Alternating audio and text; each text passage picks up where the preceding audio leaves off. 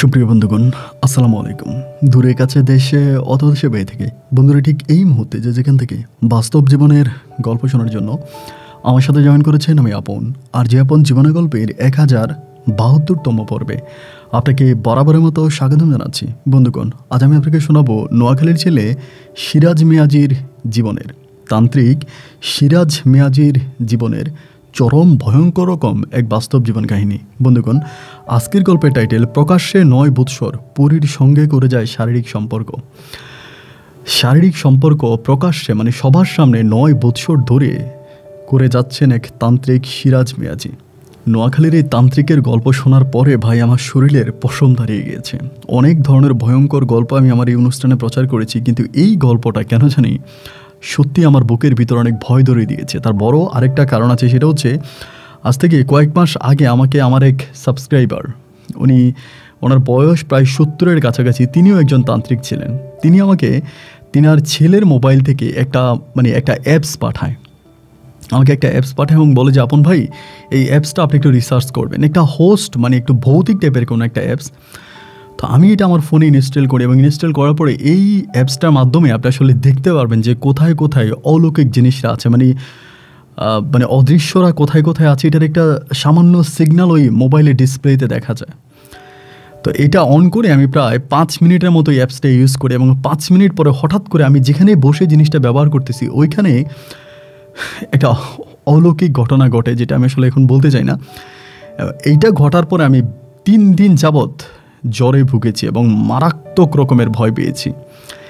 এই জিনিসগুলো যে বাস্তব, একজন মুসলিম হিসাবে আমাকে এটা বিশ্বাস করতে হবে, কারণ কোরআনের ভিতরে এই জিনের কথা উল্লেখ করা আছে। কিন্তু আজকের এই গল্পে আমি আরও বেশি অবাক হলাম যে 9 বৎসর ধরে প্রকাশ্যে পরীর সাথে শারীরিক সম্পর্ক করে যাচ্ছে সিরাজ মিয়াজি, তান্ত্রিক সিরাজ মিয়াজি। ভয়ঙ্কর রকম এক বাস্তব জীবনের গল্প। আমি সবাইকে অনুরোধ করবো শুরু থেকে শেষ পর্যন্ত নোয়াখালীর এই তান্ত্রিক সিরাজ মিয়াজির জীবনের বাস্তব গল্পটা আমার মুখে শুনবেন এবং গল্প শেষে সিরাজ মিয়াজিকে আপনার মতো করে একটা মন্তব্য কমেন্ট বক্সে লিখবেন। ধন্যবাদ সবাইকে। সুপ্রিয় বন্ধুগণ, আসসালামু আলাইকুম। আমার নাম মোহাম্মদ সিরাজ মিয়াজি, আমার বাড়ি নোয়াখালী। বন্ধুগণ, আমি আমার জীবনের গল্পটা শুরু করার শুরুতে আপনাদেরকে আমার পরিবারের বিষয়ে জানিয়ে রাখি। আমার পরিবারে আমি আছি, আমার বাবা আছে, মা আছে, এছাড়া রয়েছে আমার দাদিমণি সহ আমার বড় 2 জন বোন আর ছোট একটা ভাই। আমরা টোটাল 2 ভাই 2 বোন। আমাদের পরিবারটা নোয়াখালী শহর থেকে অনেক দূরে সবুজ শ্যামলে করা কোনো এক ছোট্ট গ্রামের এক উচ্চ মধ্যবিত্ত পরিবার। আমার বাবা পেশায় একজন চাকরিজীবী। আমার বাবা বাংলাদেশ রেলওয়েতে চাকরি করত এবং খুব ছোটোবেলা থেকে দেখে আসছে আমার বাবা রেলে চাকরি করে এবং বাবার ওই চাকরির সুবিধার্থে, বাবার ওই চাকরির জন্য আমরাও কিন্তু অনেক বছর সরকারি কোয়ার্টারে ছিলাম, বিভিন্ন জায়গায় সরকারি কোয়ার্টারে ছিলাম। এবং একটা পর্যায়ে যখন আমার আব্বার মোটামুটি রিটায়ারমেন্টের সময় চলে আসে, ওই সময়টাতে আমার আব্বা তখন আমাদেরকে গ্রামে পাঠিয়ে দেয়, কারণ আমার মাও তখন চিন্তা করতেছিল যে তার বড় মেয়েরা বড় হচ্ছে, তাদেরকে বিয়ে শাদী দিতে হবে। এবং আরেকটা বড় বিষয় হচ্ছে আমার এলাকাতে, আমাদের গ্রামে আমাদের তেমন কোনো ঘর ছিল না। আমরা যখনই আসতাম তখনই ধরেন আবার আব্বা যখন ছুটিতে আসতো তখন আমরা বিভিন্ন বাড়িতে গিয়ে থাকতাম, আমার আত্মীয় স্বজন অনেকের বাসায় গিয়ে থাকতাম। আমাদের একটা ভাঙা ঘর ছিল, ঘরটাও খুব ভালো ছিল না। তো আমার আম্মা তখন আমার আব্বারে বলতেছিল, তোমার তো কয়েক বছর পরে রিটায়ার হয়ে যাবে, তাই আমি বাড়িতে যাই, আমার ছেলে মেয়েগুলোকে নিয়ে আমি ওখানে একটা সুন্দর করে ঘর বানাই, কারণ আমার মেয়েগুলোকে তো বিয়ে দিতে হবে। ওই পরিকল্পনা করে আমার মা তখন কী করে গ্রামে চলে আসে এবং গ্রামের বাড়িতে আসার পরে আমার আম্মা মোটামুটি একটা টিনের ঘর, আমার আব্বা তো রেলে চাকরি করতো, অত বেশি টাকা কিন্তু বেতন পাইতো না, মোটামুটি অনেক কম টাকায় বেতন পাইতো। তো ওই টাকার ভিতরে আমার আম্মা তখন কী করলো, 4 রুম করে একটা টিনের ঘর দেওয়ার পরিকল্পনা করলো। তো এরপরেও 4 রুম করে যখন টিনের ঘর দিতে যাচ্ছিল, আমার আব্বার চাচাতো ভাই হয়, উনি আমাদেরকে বাধা দেয়। আমরা যে গড়টা দিচ্ছিলাম, ওনার কথা হচ্ছে আমার আম্মা গড়টা পশ্চিম দিকে পূর্ব দিক থেকে পশ্চিম মুখ করে দিচ্ছিল। উনি বলতেছে পশ্চিমকে পিছ দিয়ে আমরা যাতে পূর্ব দিকে মুখ করে ঘরটা দিই। তো আমার মায়ের কথা হচ্ছে যে পশ্চিম দিকে হচ্ছে রাস্তা, এই জন্য আমার আম্মা রাস্তার মুখ করে ঘরটা দিবে। তো আমার আম্মা যদি রাস্তার মুখ করে ঘর দেয় তাহলে ওনার বাড়িটা, আমার আব্বার চাচাতো ভাইয়ের বাড়িটা, আমার ওই কাকার বাড়িটা পিছনে পড়ে যায়। এখন ওনার কথা হচ্ছে যে না, ওনার বাড়ি কেন পিছনে পড়ে যাবে, এই জন্য উনি আমার আম্মার সাথে ঝগড়া লেগে যায়, আমাদেরকে বাড়ি বানাইতে দেয় না। একটা পর্যায়ে আমার আব্বা তখন এলাকাতে আসে, এসে এলাকার চেয়ারম্যান মেম্বারদেরকে নিয়ে বসার পরে সবাই তখন বলতেছিল আমার চাচারে যে ওনার জায়গায় উনি ঘর বানাবে, কোথায় বানাবে, কিভাবে বানাবে, এটা ওনার বিষয়, আপনি তো বাধা দিতে পারেন না। একবার যে আমার আমারও আব্বার ওই ভাই তখন আর আমাদেরকে বাধা দেয় না, এবং বাধা না দেওয়ার পরে আমার আব্বা তখন ঘরটা তৈরি করে ফেলে। আমার আম্মা শো থেকে পশ্চিম দিকে মুখ করে, মানে রাস্তার দিকে মুখ করে 4 রুম করে একটা টিনের ঘর তখন আমার পরিবারের মানুষরা দেয়। এরপর আমরা ওই ঘরে থাকতে শুরু করি। আমার সবচেয়ে বড় যে বোনটা, ও তখন মানে যুবতী হয়ে যায়, মানে বিয়ের বয়স হয়ে যায়। তো বিয়ের বয়স হয়ে গেলে পরে আমার ওই বোন কিন্তু তখন এসএসসি পরীক্ষা দিয়ে ফেলে, মানে এসএসসি পরীক্ষা দেয়। সেই সময় তো আমার বোন এসএসসি পাস করার পরে আমার আম্মা তখন তারে বিয়ে দেওয়ার জন্য এদিক সেদিক থেকে বিয়ের ঘর আসতেছিল। হঠাৎ করে দেখা গেল কিছুদিন পরে একদিন রাতের বেলায় আমার বোন মানে আমাদের বাড়ির সামনে হাঁটাহাঁটি করতে আসে, মানে রাতের বেলায় আম্মা চিৎকার দিয়ে উঠছে। তা আমরা যখন চিৎকার দিলাম তখন ঘুম থেকে উঠলাম, উঠে দেখতেছে ও উঠানের মধ্যে হাঁটতেছে, কেমন জানি মানে চুলগুলো ছেড়ে দিছে, মাথার চুলগুলো ছাড়া, এবং উঠানের মধ্যে এরকম করে ঘুরপাক কাছে হাঁটতেছে। তা আম্মা বলতেছে কয়েকদিন ধরেই নাকি আমার এই বোনের মাঝে একটা অলৌকিক কিছু আমার আম্মা খেয়াল করতেছিল, যে আমার বোন নাকি মানে কার সাথে মানে কথা বলতো একা একা, এবং খাওয়া দাওয়ার সময় জানি আমার বোনে কেমন মানে একটা অন্যরকম আচরণ করতো, মানে অন্যরকম কিছু একটা জিনিস আমার বোনের মাঝে ছিল। এই জিনিসটা আমার আম্মা বেশ কয়েকটা মাস ধরে খেয়াল করতেছিল। মানে আমরা ওই ঘরটা বানানোর পর থেকে আমার বোনের এই সমস্যাটা দেখা দেয়, মানে ঘরটা বানানোর পর থেকে সমস্যা দেখা দেয়। তো অনেক সময় আমার আম্মা এই বিষয় নিয়ে গ্রামের অন্যান্য মানুষদের সাথে কথাবার্তা বলে। অনেকেই তখন আমার আম্মাকে বলে যে আমাদের ওই মানে যে জায়গাটা, ওই জায়গাটা দিয়ে নাকি এক মানে রাতের বেলায় এক ধরনের ঘোড়া যাইতো, মানে অলৌকিক একটা বড় ঘোড়া এই জায়গা দিয়ে যাতায়াত করতো, মসজিদে যাইতো। তো আমরা ঘরটা বানানোর জন্য নাকি ওই ঘোড়াটার ব্যাঘাত ঘটে, সে আর মসজিদে যেতে পারে না, বা ওই জিনের চলাচলের সমস্যা হয়, এই জন্য সম্ভবত ওই জিনটা আমার বোনের ক্ষতি করতেছে, এরকমটা অনেকেই বলতো। তো আমার আম্মা ছোটোখাটো অনেক কিছুই দেখছে, বাট ওরকম করে জিনিসটা অতটা মানে গুরুত্ব দেয় নাই। কিন্তু ওই সময়টাতে দেখা গেলো যে হঠাৎ করে আমার বোনের অবস্থা এতটাই খারাপ হয়ে গেল, আমার আম্মা তখন প্রচণ্ড ভয় পেয়ে যায়, এবং ভয় পাওয়ার পরে রাতের বেলা আম্মা চিৎকার দেয়। তো আমাদের পার্শ্ববর্তী বাড়িতেই তো আমার কাকারা থাকতো, মানে আমার আব্বার চাচাতো ভাই, আমাদের চিৎকারে তারা ঘর থেকে বের হয় নাই, কিন্তু রাস্তা থেকে অচেনা মানুষরা তখন আমাদের বাড়িতে দৌড়ে আসে। আসার পরে আমার বোনটা আমরা কেউ ধরে রাখতে পারতেছি না, মানে আমার বোনের গায়ে প্রচণ্ড রকমের শক্তি, মানে মনে হয় যেন অসুর শক্তি ওর গায়ের মধ্যে ভিড় করে, মানে কোনোভাবে ওকে ধরে রাখা যায় না। আমার আম্মা তখন খুব বিপাকে পড়ে যায়, রাতের মধ্যে কোনো না কোনোভাবে ওরে বাইধা রাখে। এবং সকালবেলা আম্মা তখন কী করে, আমাদের পার্শ্ববর্তী এলাকায় যে মসজিদ ছিল, মসজিদের ইমাম সাহেবকে তখন ডেকে আনে। ইমাম সাহেব আসার পর আমার বোনকে পানি পড়া দেয়, ফুঁ দেয়, এবং কোনোভাবে ওই জিনটাকে আমার বোনের শরীর থেকে সরিয়ে দেয়। সরিয়ে দেওয়ার পরে দেখা যায় দিনের আপনার 8টা থেকে 8:30টার মধ্যে আবারও ওই জিনটা আমার বোনের শরীরে আসে, এবং ওই জিন যখন আমার বোনের শরীরে ঢুকে ভাই, আমার বোন এরকম আচরণ করে যে মানে ওরে কেউ ধরে রাখতে পারে না, মানে হাত পায়ে এতভাবে ছুটোছুটি করে, এবং মানে এমনভাবে আমরা মানে আপনার ফিলারের সাথে ওকে বেঁধে রাখি, ও মনে হয় যেন ফিলারটাকে ভেঙে ফেলবে, এমন একটা অবস্থা। তো আমার আম্মা তখন কান্নাকাটি করতেছে, আল্লাহর কাছে হাত তুলতেছে। কি করবে, আমাদের গ্রামে তো ওরকম আত্মীয় স্বজন বা আপন বলতে কেউ নাই। তো আমার আব্বাকে তখন খবর দেওয়া হয়। আব্বা আস্তে আস্তে বিকেল হয়ে যায়, মানে সন্ধ্যার কাছাকাছি হয়ে যায়। ওই সময় পর্যন্ত কিন্তু মসজিদের ইমামকে বারবার আনা হইতে আসে। ইমাম আসে, আইসা জিন তাড়ায় দেয়, এবং কিছুক্ষণ পরে ওই জিন আবারও আসে, ইমাম আসে, তাড়ায় দেয়, আবারও আসে। এরকম করতে করতে প্রায় ওই দিনে 8 থেকে 10 বার জিনটা আমার বোনকে ছাড়ে, আবার ধরে। আব্বা আস্তে আস্তে সন্ধ্যা হয়ে যায়। সন্ধ্যার সময় আব্বা বাড়িতে আসলে পর আম্মা তখন খুব রাগারাগি করে আমার আব্বুর সাথে, যে তুমি এত রাত করে আসছো, তোমার মেয়ের অবস্থা খারাপ, তোমার মেয়ে এরকম অবস্থা কালকে রাত থেকে, তুমি এত লেট কেন করলা, এত দেরি কেন করলা, এই নিয়ে আমার আব্বার সাথে আমার আম্মা তখন খুব ঝগড়া করে। আমার আব্বা রাতের বেলায় আসে, এসে আমার বোনের কাছে যায়, এবং আমার বোনের কাছে গেলে আমার বোন তখন আমার আব্বাকে গালাগালি করে, যে তোরা আমি মেরে ফেলবো, তোরা আমি এই করবো সেই করবো, মানে খুবভাবে আমার বোনকে গালমন্দ করতে থাকে, মানে প্রচণ্ড রকমের গালমন্দ করে। এরকম একটা অবস্থার মধ্যে আমার আব্বা তখন রাতের বেলায় কি করবে, সন্ধ্যা তো হয়ে গেছে, এরপর তো আসলে কোনো কিছু করা যায় না। রাতের মধ্যে আমার আব্বা তখন এই কোনো না কোনোভাবে রাতটা কাটায় দেয়। সারা রাত আমরা জেগে থাকি আমার বোনের পাশে, আমার বড় বোনের পাশে, আমি, আমার ছোট ভাই, আমার মানে মেজো যে বোন আছে ওই বোন, আব্বা আম্মা সবাই মিলে সারাটা রাত বসে থাকে। একটা পর্যায়ে দেখা গেল যে মানে সকাল হয়ে গেল। সকাল হয়ে যাওয়ার পরে আমার আব্বা মানে আমার বোনকে তখন নিয়ে যাবে বড় একটা কবিরাজের কাছে। নোয়াখালীতে একজন বড় কবিরাজ আছে, ওই তান্ত্রিকের কাছে নিয়ে যাবে। আমার বোনকে নিয়ে তখন ওই তান্ত্রিকের কাছে রওনা দিল। ওই সময় আপনার বেবি ট্যাক্সিগুলো ছিল, বেবি ট্যাক্সি দিয়ে তখন রওনা দিল। আমরা তখন যাচ্ছি, আমি তখন আমার আব্বুর সাথে সাথে যাচ্ছি। তো ওইখানে যাওয়ার পরে ওই যেই তান্ত্রিকের কাছে নিল, ওই তান্ত্রিক আমার বোনকে দেখে বলতেছে আমার বোনকে নাকি মানে আমাদের ওই বাড়িতে নাকি একটা জিন চালান করা হয়েছে, এবং ওই জিন চালানটা করছে আমার আব্বার চাচাতো ভাই, মানে যারা আমাদেরকে বাড়িটা বানানোর জন্য বাধা দিয়েছিল, আমাদেরকে বাড়ি বানাইতে দেয় নাই, এবং বাড়ি বানাতে গিয়ে তারা অনেক সমস্যা করছে, তারাই আমাদের বাড়িতে একটা জিন চালান করে দেয়। এবং ওই জিনটাই আমার বোনকে ধরে, মানে আমার বোনকে পায়, আমার বোনকে ধরে। তো তখন ওই মানে যিনি তান্ত্রিক ছিল তিনি আমার আব্বাকে বলতেছে, একটা কাজ করে আমাকে সাথে করে আপনার বাড়িতে নিয়ে চলেন, আমি গেলে পরে আপনার বাড়িটাকে আমি বন্দনা দিয়ে দিব, বন্ধ করে দিব, এবং বাড়ি বন্দনা দেওয়ার পরে এরপরে এই জিনটা আর কোনো সমস্যা করতে পারবে না। এরপরে দুপুর গড়িয়ে আমার আব্বা তখন আমার বোনের সাথে, মানে আমার বোন এবং ওই তান্ত্রিককে নিয়ে বাড়িতে আসছে। এবং তান্ত্রিককে নিয়ে বাড়িতে আসার ওই মুহূর্তেই হলো কি, মানে আমার আব্বার ওই চাচাতো ভাই, আমার ওই কাকা হঠাৎ করে মানে বলতেছে যে মানে বাড়ি বন্ধ দেওয়া যাবে না, বন্দনা দেওয়া যাবে না। আমার আব্বা বলতেছে আমি আমার বাড়ি, আমার সীমানা আমি বন্দনা দিব, তাতে আপনার কি? উনি বলেন না, বাড়ি বন্দনা দিতে পারবেন না, কারণ বাড়ি যদি আপনি বন্দনা দেন দেখা যায় এই বাড়ির ভিতরে যে জিনগুলো আছে তারা তখন বিভিন্ন জায়গায় উড়াউড়ি করতে করতে যে কারো ক্ষতি করতে পারে। উনি বলতেছে কোথায় নাকি এরকম বাড়ি বন্ধক দেওয়ার সময়, মানে বাড়ি বন্দনা দেওয়ার সময় পাশের বাড়ির কোনো এক মানুষকে নাকি মেরে ফেলছে জিনেরা, এবং এরা নাকি ক্ষতি করে, এই জন্য উনি বাড়ি বন্দনা দিতে দিবে না। তান্ত্রিক বলতেছে যে এরকম কোনো কিছুই হবে না, আপনি উল্টাপাল্টা কথা বললেন না, ওনার বাড়িতে জিনের সমস্যা আছে, তা জিনের সমস্যা যেহেতু আছে আমরা ওনার বাড়িটিকে বন্দনা দিয়ে দিই, আপনি এটাতে বাধা দিয়েন না। কিন্তু কোনোভাবে আমার ওই চাচা ওই তান্ত্রিককে এই সুযোগ দিচ্ছে না, তান্ত্রিকের সাথে খুব দুর্ব্যবহার করতেছে, খারাপ ব্যবহার করতেছে, এবং তান্ত্রিককে বলতেছে আপনি এই মুহূর্তে এখান থেকে চলে যান, তা না হলে আপনাকে এই করব সেই করব।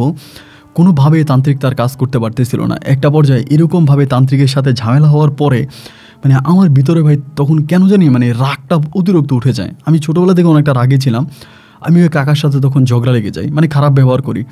তো খারাপ ব্যবহার পরিপ্রেক্ষিতে একটা সময় এলাকার লোকজন আসে, এবং এলাকার লোকজন সবাই মিলে আমার কাকারে বুঝায় যে ওনার বাড়িতে উনি হচ্ছে বাড়ি বন্দনা দিবে, আপনার সমস্যা কী?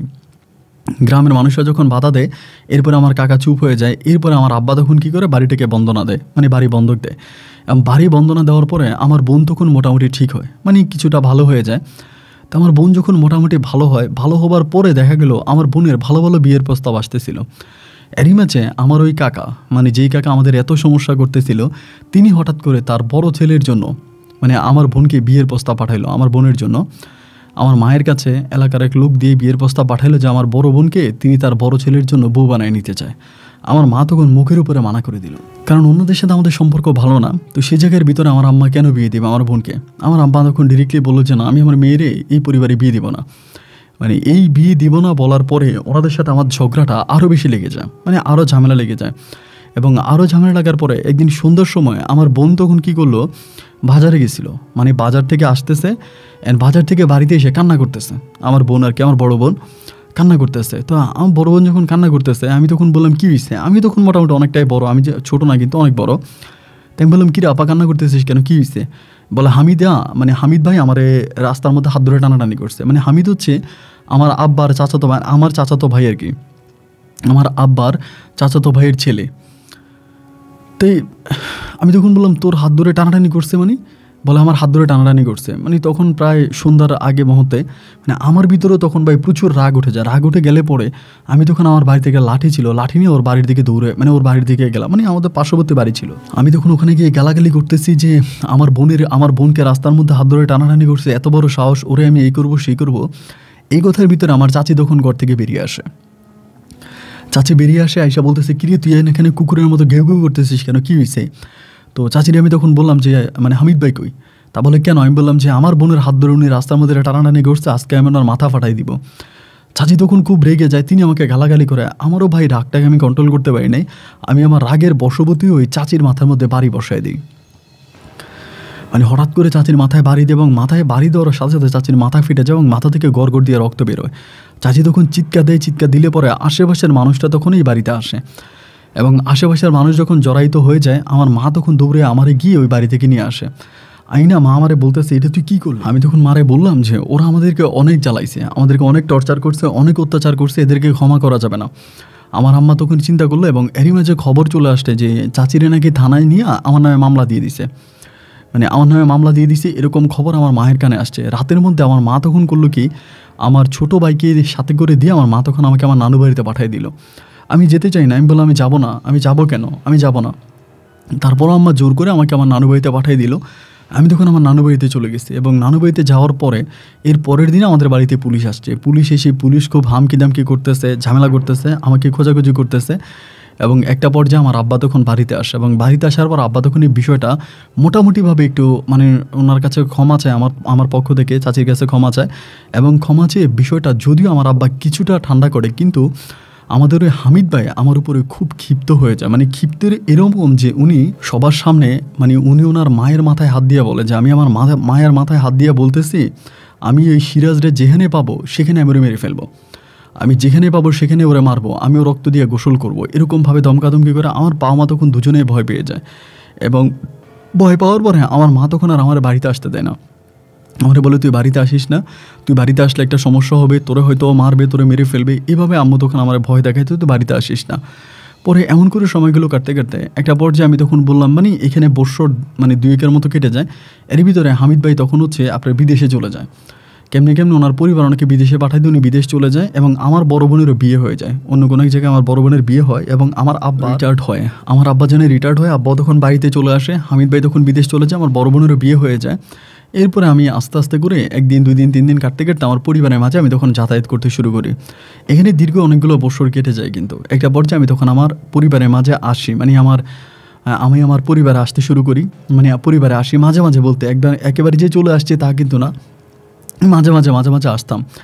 এরকম করতে করতে একটা সময় বর্ষার সময় আসে, মানে প্রচুর পরিমাণে বর্ষা মানে বৃষ্টি। তো বৃষ্টির সময় আমাদের ওই এলাকাটা কিন্তু একটু আপনার মানে পানিতে ছিল, একটু নিম্নবিত্ত এলাকা ছিল, মানে নিম্ন পানিবৃত্ত এলাকা ছিল। তো পানি থাকার কারণে প্রচুর মাছ হয়। আমার নানা বাড়ির এলাকা কিন্তু আবার অনেক উঁচা, ওখানে কিন্তু মাছ পাওয়া যায় না, বৃষ্টি হলেও কিন্তু পানি খুবভাবে জমে না, এই জন্য মাছ পাওয়াটা খুব ডিফিকাল্ট। কিন্তু আমাদের বাড়ির ওখানে প্রচুর মাছ পাওয়া যায়। সবাই বলতেছিল যে আমাদের এখানে মাছ পাওয়া যায়। আমি তখন মাছ ধরার জন্য আমার নানু বাড়ি থেকে আসি। তো নানু বাড়ি থেকে আসার পর আমি কিন্তু আবার মাছ ধরার খুব পোক ছিলাম, মানে যেখানে একটু পানি পেতাম সেখানেই আমি মাছ ধরার জন্য উঠে পড়ে লাগতাম। মাছের প্রতি আমার একটা আকর্ষণ ছিল, মানে খুব বড় টান ছিল যে মানে এরকম হয়তো সবাই আমাকে মানে মাছি সিরাজ বলেও রাখতো, যে আমি নাকি খালি জায়গার মধ্যে হাঁটলেও মাছ পাইতাম। ধরেন এখানে খালি জায়গা, ওখানে কোনো মাছ নেই, ওখানে কিন্তু আমি মাছ পাইতাম। এরকম করে রাতের বেলায় মাছ চাওয়ার জন্য আমি তখন মাঠের মধ্যে যাই, মানে বিলের মধ্যে যে আমাদের এলাকাতে, বিলের মধ্যে গিয়ে আমি তখন মাছ খুঁজতেছি। মানে মাছ এরকম করতে করতে একদিন কাটে, আমি সেদিন অনেক মাছ পাই। আপনারা হয়তো গ্রামের অনেকেই চিনবেন, টেঁড়া বা চল বলে, ওইটা দিয়ে মাছ ধরতাম। এরকম করতে করতে একদিন হঠাৎ করে রাত্র প্রায় আপনার 12টা থেকে 12:30টার মাঝে, আমি কিন্তু আমার নানু বাড়িতেই থাকি, আমি শুধু মানে পানি হয়েছে এলাকাতে এবং পানি হওয়ার কথা শুনে আমি তখন মাছ ধরার জন্যই শুধু আমার বাড়িতে আসছি, আমি কিন্তু আসতাম না। আমি নানু বাড়িতে থাকি, আমার মামাদের সাথে ওইখানে আমি থাকি। পরে দেখলাম যে আমার পাশে মানে কেউ একজন মানে একটা ছোট বাতি দিয়ে, মানে ছোট্ট একটা আলো দিয়ে কে জানি আসতেছে। ওইদিকে তাকাই দেখলাম যে মোটামুটি আমার বাবার বয়স্ক একজন লোক উনি আসতেছে। তো ওনার ওই টর্চ লাইটের যে আলোটা ছিল, মানে ওই ব্যাটারির টর্চগুলো তখন ছিল, এগুলার আলো ছিল খুব কম। পরে আমি বললাম কি? পরে বলে আমি গফুর মুন্সি। তা যখন বললো গফুর মুন্সি, আমি বললাম যে ও আচ্ছা কাকা ভালো আছেন? যেটা ভালো আছেন বলো, ভালো আছি। তো উনি হচ্ছে গফুর মুন্সি আমাদের পাশের গ্রামের একজন লোক, আমাদের পাশের গ্রামের। তো উনি মাঝে মাঝে মাছ টাছ ধরে, উনি অনেক মাছ ধরার পোকার কেমন মতো। পরে আমি বললাম কাকা ভালো আছেন? বলো হ ভালো আছি। তো সেদিন আমি ওনার সাথে মাছ ধরতেছি, উনিও মাছ ধরতেছে এবং আমি ওই দিন প্রচুর মাছ পাচ্ছি, মানে অনেক মাছ পাচ্ছি। তো মাছ পাওয়ার পরে উনি করলো কি, ওনার ওই ট্যাঁড়া দিয়ে বা চল দিয়ে একটা শৈল মাছ কোপ দিল। দেওয়ার পরে ওই শৈল মাছটা উঠাইতে পারতেছে না। তো ওনার হাতে তখন একটা ঘড়ি ছিল। ওই সময়টাতে দেখা যায় একটা ঘড়ি কিন্তু অনেক দামি, মানে আপনার বড় লোক ছাড়া কেউ ঘড়ি হাতে দিতে পারতো না। এবং উনি তখন ওনার ওই হাতের ঘড়িটা খুইলে আমারে দিয়া বললো ঘড়িটা হাতে নাও, আমি শৈল মাছটারে ধরি। ওনার ঘড়িটা আমার হাতে দিয়ে উনি তখন শৈল মাছটা ধরার জন্য পানির নিচে হাত দিলে এবং হাত দিয়ে উনি তখন অনেক বড় একটা শৈল মাছ ধরলো। শৈল মাছটা ধরে উনি ব্যাগের মধ্যে ঢুকাইলো। আমরাই আর উনি প্রায় রাত্র 3টা পর্যন্ত একসাথে এই পুরো এলাকাতে হাঁটি, আমাদের মানে পুরো জমির বিলের মধ্যে হাঁটি এবং বিলের মধ্যে হেঁটে প্রচুর মাছ পাই, উনিও পায় আমিও পাই। 3:30টার দিকে আমি তখন বললাম যে যেটা আজান তো দিয়ে দিব, আমি বাড়ি চলে যাই, আপনি কি যাবেন না আরও ধরবেন? উনি বলেন না তুই যেহেতু চলে যাবি তাহলে আমিও চলে যাই। পরে আমি বাড়ির দিকে চলে আসলাম এবং উনি ওনার বাড়িতে চলে গেছে। এখন বাড়িতে আসার পরে আমি কিন্তু আবার এর পরের দিন মানে আমি চলে যাব, আমার নানু বাড়িতে চলে যাব, মানে মাছ আর আমি ধরবো না। 3 দিন হয়ে গেছে, 3-4 দিন হয়ে গেছে। তা বাড়িতে আসার পর হঠাৎ করে পকেটে হাত দিয়ে দেখি যে আমার পকেটে একটা ঘড়ি, মানে একটা ঘড়ি, ওই যে আপনার গফুর মুন্সি যে মাছ ধরতেছিল, শৈল মাছটা ধরতেছিল, ওই সময় ওনার হাতের ঘড়িটা খুলে তো আমাকে দেয়। তা ঘড়িটা খুলে যে উনি আমাকে দেয়, ওই ঘড়িটা আমার পকেটে আমি নিয়েছি, এরপর ওনাকে দিতে ভুলে গেছি। হাতের ওই ঘড়িটা ওনাকে ফিরিয়ে দিতে মানে আমার আর মনে ছিল না, খেয়ালে ছিল না। পরে ঘড়িটা আমার পকেটে, তা আমি তো পরের দিন চলে যাব, নানু বাড়িতে চলে যাব। তা এরপরে চলে গেলে কয় মাস পরে আসি, কবে আসি তার তো কোনো ঠিক নাই। পরে আমি চিন্তা করলাম যে আমি ওই ঘড়িটা গফুর মুন্সিরে দিয়ে যাব। তা এরপরে সকালবেলা আমি তখন উঠলাম, মানে একটু ঘুমাইছি, ঘুমিয়ে 9টা থেকে 10টার ভিতরে ঘুম থেকে উঠছি। উঠার পরে আমি তখন আমার ব্যাগ ট্যাগ সব কিছু নিলাম, এবং আমার চিন্তা ভাবনা হচ্ছে যাওয়ার সময় আমি গফুর মুন্সির বাড়ি হয়ে যাব, এবং তার বাড়ি হয়ে যাওয়ার সময় তারে আমি ঘড়িটা দিয়ে তার বাড়িতে ঘড়িটা দিয়ে যাব। এরপরে আমি ব্যাগ ট্যাগ নিয়ে সব কিছু নিয়ে আস্তে আস্তে করে বের হইতে আসছি। আম্মা আমারে কিছু জিনিস টিনিস দিল নানুর জন্য, আমার নানার জন্য। তা এগুলো নিয়ে আমি তখন বাড়ি থেকে বেরোইয়া পাশে একটা ব্যানগাড়ি পাইছি, ব্যানগাড়ি দিয়ে আমি তখন টান দিলাম। তো ব্যানগাড়ি টান দেওয়ার পরে ব্যানগাড়ি ড্রাইভারে বলতেছি, বাইরে যাবি যে একটু গফুর মুন্সির বাড়ি হয়ে যা, পাশের গ্রামের গফুর মুন্সির বাড়ি হয়ে যা। তা ব্যানগাড়ি ড্রাইভার আমার বলে কেন? আমি তখন ব্যানগাড়ি ড্রাইভারে বলতেছি যে গতকালকে রাতে গফুর মুন্সি আর আমি একসাথে মাছ ধরছিলাম, বিলের মধ্যে মাছ ধরছিলাম, এবং মাছ ধরা অবস্থায় গফুর মুন্সি তার হাতের একটা ঘড়ি খুলে আমাকে দিছিল মাছ ধরার সময়। তো এরপরে ঘড়িটা আর ওনারা ফিরিয়ে দিতে আমার মনে ছিল না, উনি তো চলে গেছে। তা ঘড়িটা আমি ওনারে দিয়ে যাবো আর কি। আমি তো আমার নানু বাড়িতে চলে যাব, কবে আসি না আসি ঠিক নেই, এই জন্য ওনার ঘড়িটা দিয়ে যাব। তো ভ্যানগাড়ি ড্রাইভার তখন হাসতেছে, মানে ও তখন মুসকি হাসতেছে এবং জোরে জোরে হাসতেছে। আমি বললাম যে কী ব্যাপার ভাই, হাসতেছেন কেন? বলে হাসবো না ভাই, মাঝে মাঝে এমন কিছু কথা বলেন, না হাসা পারি না। আমি বললাম না হাসার কী আছে, মানে বুঝলাম না। পরে তারপর উনি আমার বলতেছে যে গফুর মুন্সি মারা গেছে আজকে প্রায় 15-20 দিন হয়ে গেছে। আপনি বলতেছেন যে গফুর মুন্সি কালকে রাত্রে আপনার সাথে বিলে মাছ ধরছে, এটা কি বলেন? ভাই এটি শোনার পরে আমার শরীরের পশমগুলো তখন দাঁড়াই গেছে, জি আল্লাহ এটা আমার কি বলে। আমি গতকালকে তো গফুর মুন্সির সাথে একসাথে 1 ঘন্টা 2 ঘন্টা না, প্রায় 3 থেকে 4 ঘন্টার মতো দুজনে আমরা মাছ ধরি। আর এই ব্যানগাড়ি ড্রাইভার বলতেছে গফুর মুন্সি নাকি মারা গেছে 15-20 দিন আগে। তো এটি কী ধরনের কথা? আমি বললাম আপনি কি পাগল হয়ে গেলেন না আপনার মাথায় সমস্যা আছে? উনি বলে আপনি কি পাগল হয়ে গেছেন না আপনার মাথায় সমস্যা আছে?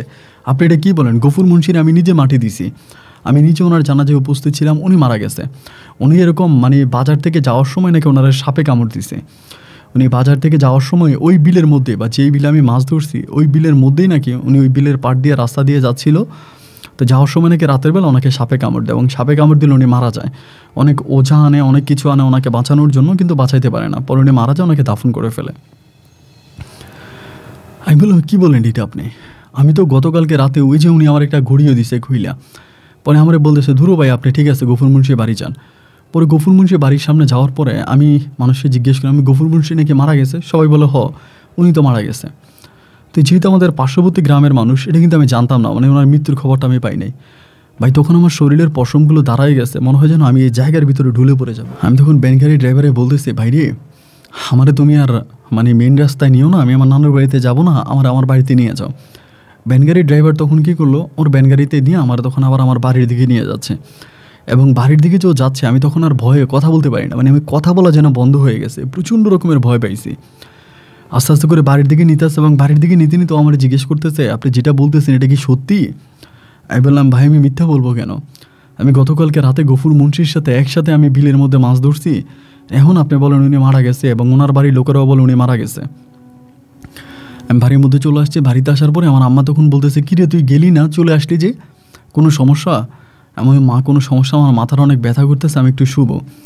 আমি গিয়া তখন খাটের উপরে শুয়েছি। আমার ভাই তখন ভয়ে আমার জ্বর চলে আসে, মানে প্রচণ্ড রকমের জ্বর আসে। আমার আম্মা তখন আমার মাথায় জল পট্টি দেয়, মানে আমি জ্বরে আর কথা বলতে পারতেছি না, মানে পুরো শরীর আমার তখন মনে হয় যেন ফেটে যাচ্ছিল জ্বরে, এত পরিমাণে জ্বর, সারাটা রাত আমি জ্বরে কাতরাই। পরের দিন আমার আম্মা আমারে বলে তোর কী হয়েছে, তুই তো নানু বাড়িতে রওনা দিলি, এরপর আবার ফিরে চলে আসলি, গেলি না, ঘটনা কি, তোর কী হয়েছে বলতো? পরে আমি আমার মারে বলতেছি মা এই ঘটনা। মা আমারে বলে তুই কী বলস? আমি বললাম হ্যাঁ, আমি মাছ ধরতে গেছি বিলে মাছ ধরতে যাওয়ার পরে গফুর মুন্সি একটা 3 ব্যাটারি একটা টর্চ লাইট নিয়ে আসছে, আসার পরে উনি আর আমি একসাথে অনেকক্ষণ মাছ ধরলাম, উনিও ধরলাম আমিও ধরলাম। এরপরে এরকম একটা ঘড়ি উনি ওনার হাত থেকে খুলে আমার দিলাম, এই ঘড়িটা রাখলাম। এখন মানে এই ঘড়ি যখন ফিরেই দিতে গেছে তখন আমি জানতে পারি গফুর মুন্সি নাকি মারা গেছে। আমার আম্মা বলে উনি তো মারা গেছে, এটা তো সবাই জানে, ওনারা সাপে কামড় দিয়ে মারছে। আমি তখন মনে হয় আর দুনিয়াতে নেই, আল্লাহ এটা আমি কী শুনতেছি, মানে এটা কীভাবে সম্ভব, এটা তো জীবনে মানে সম্ভবের কথা না, এটা কীভাবে হতে পারে, আমি আর বিশ্বাস করতে পারতেছিলাম না। এভাবে 2-3 দিন পরে আমি জ্বরে ভুগতেছি। পরে আমার আম্মা আমারে বলে তুই চলে যা, কারণ তোর নানু বাড়িতে চলে যা। পরে আমি আমার নানু বাড়িতে আসলাম। এই পর্যন্ত কিন্তু আমি ঘড়িটার মানে খুলে দেখলাম, ঘড়িটা ব্যাগের মধ্যেই ছিল। নানু বাড়িতে যাওয়ার পরে একদিন আমার হঠাৎ করে মনে হলো যে আরে গফুর মুন্সি আমার যে ঘড়িটা দিল, ঘড়িটা আমি একটু খুলে দেখি, মানে ঘড়িটা কি এটা আমি একটু খুলে দেখি। এরপরে আমি কী করলাম, ঘড়িটা আমার ব্যাগ থেকে খুললাম, মানে আমার ব্যাগের মধ্যেই ছিল ঘড়িটা ব্যাগ থেকে বের করলাম। এবং বের করার পরে আমি তখন ঘড়িটার মধ্যে তাকায় দেখতেছি ঘড়িটা কোনো নর্মাল কোনো ঘড়ি না। ধরেন মানুষ যেসব ঘড়ি হাতে দেয় বা ওই ঘড়ির মধ্যে কোনো কাঁটা ছিল না। ঘড়ির যে ডিসপ্লেটা ছিল ওই ডিসপ্লেটা খুবই ভয়ঙ্কর টাইপের একটা ডিসপ্লে ছিল। খুব ভালো করে তাকালে মনে হয় যেন রাতের বেলায় আমরা আকাশের দিকে তাকালে যেরকম অসংখ্য তারা দেখতে পাই, অন্ধকারের মধ্যে অনেকগুলো তারা, এরকম করে ঘড়ির ওই ডিসপ্লের মধ্যে, মানে ঘড়ির যে ছোট্ট ডিসপ্লেটা ছিল এটার মধ্যে আমি তাকায় দেখি যেটা খুবই অন্ধকার। এবং এই অন্ধকারের ভিতরে মানে ঘড়িটার মধ্যে অনেকগুলো তারা মিটি করে জলে এগুলো দেখা যাচ্ছে। আমি ঘড়িটা দেখে অনেক ভয় পেয়ে যাই, মানে এটা কীভাবে সম্ভব। এরপরও এটা কিন্তু দেখতে অনেকটা সুন্দর ছিল, এই যে তারাগুলো জ্বলতেছে একটা করে তারা জ্বলে, জিনিসগুলো আমার কাছে অনেক ভালো লাগলো। যাই হোক, আমি এরপরে ঘড়িটা রেখে দিলাম, ঘড়িটার আমি কাউরে দিলাম ওনা রেখে দিলাম। এরকম করে আমি তখন আমার নানু বাড়িতে থেকে গেলাম। তো এইভাবে সময়গুলো কাটতে কাটতে একদিন হলো কি, আমাদের নানু বাড়িতে একটা ফুটবল খেলার মানে টিম রাখা হলো, মানে ফুটবল খেলার। তো আমি কিন্তু খুব ভালো আবার ফুটবল খেলতে পারি। পরে আমরা বিকেলবেলা ওখানে ফুটবল খেলার জন্য গেলাম ওই টিমে, তা ফুটবল খেললাম এবং ফুটবল খেলে মাগরিবের পরে ওই বাড়ি থেকে তখন রওনা দিলাম। মানে ওই ফুটবল খেলে আমরা তখন মাঠ থেকে চলে আসতেছি আমার নানু বাড়ির দিকে। মাঝপথে আসার পরে ভাই হঠাৎ করে বৃষ্টি নামছে, এত পরিমাণের বৃষ্টি, মানে বৃষ্টির কারণে আমরা আর মানে থাকতে পারতেছিলাম না। পরে সবাই মিলে দৌড়িয়া পার্শ্ববর্তী একটা বাড়ি ছিল ওই বাড়ির মধ্যে ঢুকলাম। তো ওই বাড়ির মধ্যে ঢুকার পরে বৃষ্টি আর রাতের বেলায় কমতেছে না, মানে প্রচণ্ড রকমের বৃষ্টি পড়তেছে। তো আমার শরীরও কিন্তু খুব বেশি একটা ভালো না, মানে আমার শরীরটা ভালো না। এখন আমি যদি আবার বৃষ্টিতে ভিজি, একে তো গরমের মধ্যে ফুটবল খেলেছি, তার উপরে যদি আবার বৃষ্টিতে ভিজি তাহলে কিন্তু নির্ঘাত আমি অসুস্থ হয়ে যাবো বা আমার শরীর খারাপ হয়ে যাবে। তা আমি আর বৃষ্টিতে ভিজবো না, বৃষ্টিতে না ভিজে আমি তখন ওই বাড়ির মধ্যে একটু ঢুকলাম। বাড়ির মধ্যে ঢুকার পরে এই বাড়িটা সাদিয়া নামের একটা মেয়ে আসতে, ওই মেয়েটা আমার মাদ্রাসায় পড়ে, ওই মেয়েটার বাড়ি। ওই মেয়ের দাদাও কিন্তু আবার একটু কবিরাজ টাইপের ছিল আর কি, মানে কবিরাজি করতো, মানে ছোটোখাটো কবিরাজ, বড় কোনো কবিরাজ না।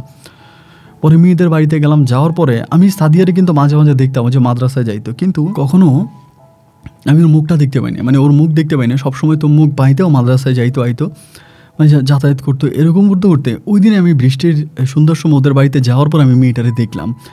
এবং দেখার পরে ভাই এতটা সুন্দর ছিল এই মেয়েটা, মানে আমি এক দেখা মনে হয় তার প্রেমে পড়ে গেছি, মানে খুব সুন্দর মায়াবী চেহারা। এবং এরকম সুন্দর মেয়ে মনে হয় আমার জীবনে আমি আমাদের এই তল্লাতে আর দেখি নাই, মানে খুব ভালো লাগছে। লাগার পরে রাত্র 9টার দিকে বৃষ্টি তখন থামার পর আমি সাদিয়াদের ঘর থেকে বেরিয়ে তখন আমি আমার নানু বাড়িতে চলে আসি। নানু বাড়িতে আসার পরে ভাই আমি সারাটা রাত আমার দুটো চোখের পাতাকে এক করতে পারি না। আমার বারবার ওই সাদিয়ার কথা মনে পড়তেছিল যে মেয়েটা এত কিউট, এত সুন্দর। এর পরের দিনে সকালবেলা আমি তাদের মাদ্রাসায় যাইতো যে রাস্তা দিয়ে, ওই রাস্তার মধ্যে দাঁড়িয়ে আছি। আমি তো তখন পড়াশোনা করতাম না, এমনি নানু বাড়িতে থাকতাম, নানা নানির দেখাশোনা করতাম। পরে দেখলাম যে সাদিয়া সহ অনেকগুলো মেয়ে মাদ্রাসার দিকে যাচ্ছে। তা হাতের মধ্যে তাদের মানে হাত মোজা পরা, মানে বোরকা, মানে হিজাব পরা, মুখ কিন্তু দেখা যায় না। এইভাবে দেখার পরে আমার তখন এই রাস্তার মধ্যে দাঁড়াইছিলাম, মেয়েটার আমার খুব ভালো লাগলো। এরকম করে সে মাঝে মাঝে মাদ্রাসায় যাইতো, মাদ্রাসা থেকে আসতো, আমি সব সময় এখানে দাঁড়ায় তারা দেখতাম। এরকম করে দেখতে দেখতে তার প্রতি আমার এক ধরনের একটা ভালোবাসা কাজ করতে শুরু করে। তো সে সময় তো আসলে মোবাইলের কোনো জামানা ছিল না, মোবাইলের কোনো সিস্টেম নাই, বেশিরভাগ সম্পর্কগুলোই চিঠিপত্রের মাধ্যমে হতো। পরে আমি কী করলাম, একদিন তার জন্য চিঠি লিখলাম, আমার মনের মাধুরীতে মিশে থাকা কথাবার্তাগুলো চিঠির মাধ্যমে লিখলাম। এবং লেখার পরে তার সাথে যে অনেকগুলো মেয়ে যাইতো, সেখানে একটা ছোট মেয়েকে দিয়ে আমি তখন তার কাছে চিঠি লিখে ওই মেয়েটাকে দিয়ে আমি তখন চিঠিটা তার কাছে পাঠালাম। এবং ওই চিঠি ও হাতেও নিল, চিঠি পড়লো, কিন্তু চিঠির কোনো উত্তর দিল না। আমি প্রতিদিন রাস্তার মধ্যে দাঁড়াই থাকি, ও মাদ্রাসায় যায়, মাদ্রাসা থেকে আসে, কিন্তু কোনোদিনও ভাই আমার সাথে কোনো কথাও বলে না, চিঠির কোনো উত্তরও দেয় না। এভাবে যখন বেশ কয়েকটা দিন কেটে গেল, আমার ভিতর তখন খুব রাগ উঠে গেল যে আমার চিঠি দিলাম, চিঠি পড়লো, অথচ চিঠি পড়ে আমার কোনো উত্তর দিল না। এটা আমার কাছে কেন জানি আমাকে একটা অপমান করা মনে হলো, যে মেয়েটা মনে হয় আমার অপমান করলো, আমার কাছে এই জিনিসটা মনে হলো। সেই অপমান বোধ থেকে আমি তখন 2-3 দিন পরে একদিন ওই মাদ্রাসার রাস্তার মধ্যে মেয়েটার আমি ধরি, মানে মেয়েটা আমার ধরে বলতে সবগুলো মেয়ের সামনে বলি যে সাদিয়া, তোমার সাথে আমার কিছু কথা আছে। ও তখন আমার বলতেছে যে কী কথা বলেন।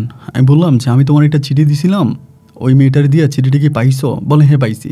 তাই আমি বললাম চিঠি যদি পেয়ে থাকো, চিঠির কোনো উত্তর দিলে না কেন?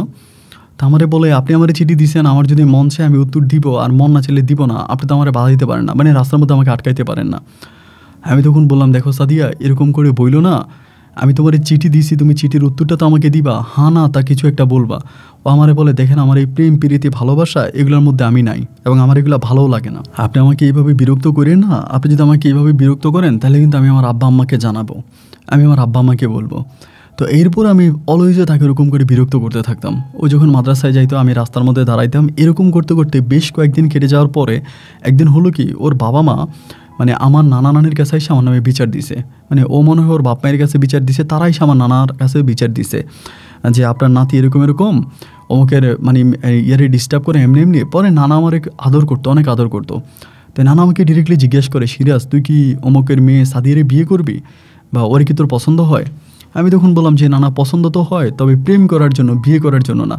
নানা তখন আমার সাথে অনেক দুষ্টামি করে, আমিও নানার সাথে অনেকক্ষণ ধরে দুষ্টামি করি। এরকম করার পরে নানা তখন আমার বলে, তাহলে মেয়েটার আরে বিরক্ত করিস না, মেয়েটা তার বাপ মায়ের কাছে বিচার দিছে এবং তারা এসে আমাকে জানাইছে, বিষয়টা আমার কাছে ভালো লাগে নাই, তুই আর মেয়েটারে বিরক্ত করিস না। এখন ঠিক আছে না, যেহেতু আপনিই বলে দিছেন, আমি আজকের পর থেকে এই মেয়ের সাথে আর কথাই বলবো না, বিরক্ত তো দূরের কথা, এই মেয়ে যে রাস্তা দিয়ে হাঁটবে আমি ওই রাস্তা দিয়ে হাঁটবো না।